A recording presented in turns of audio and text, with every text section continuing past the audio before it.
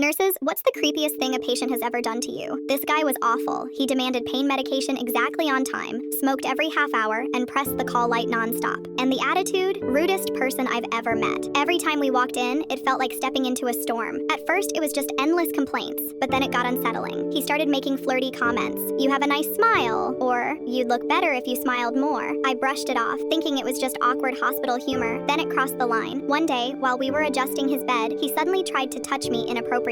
My heart stopped. I shouted and pushed his hand away, and he dropped it, but he grinned like he had won. Then he leaned back, pretending to be unconscious, as if nothing had happened. It wasn't just creepy. He had power. He was wealthy and knew how to use it. If any male nurse, or even another nurse, tried to help him, he'd call the manager immediately. I need her, not him, he'd say, pointing at me. Everyone else had to back off. It was intimidating and controlling. Every nurse on the floor was on edge. He would hover, brush against you, make comments, then act innocent. Because of his influence, no one dared challenge him. I had to stay alert all the time, never turning my back. Finally, discharge day arrived. You'd think he'd be happy to leave. Wrong. He suddenly invented new problems. I have chest pain. My arm feels numb. I'm nauseous. His dramatics were over the top, but with his past behavior, it felt threatening. I called the doctor and asked for full orders, labs every 3 hours, NPO for nausea, strict bed rest, and physical therapy for the numbness. Basically, no more walking around, no more smoking breaks. When I told him, he leaned back and said, I just wanted to stay another night. I'm not doing any of that. I feel fine. Just give me my papers. That grin, the same one from before, made my skin crawl. Then he whispered something that froze me. If you were my nurse at my house, I'd make sure it was just us. I calmly said, I don't do private nursing. I thought that would end it, but it didn't. The next thing I know, his mother came to talk to me. She was polite, even sweet, but you could tell she was trying to convince me to do what her son wanted. I stood my ground. I told her the same thing. No private visits,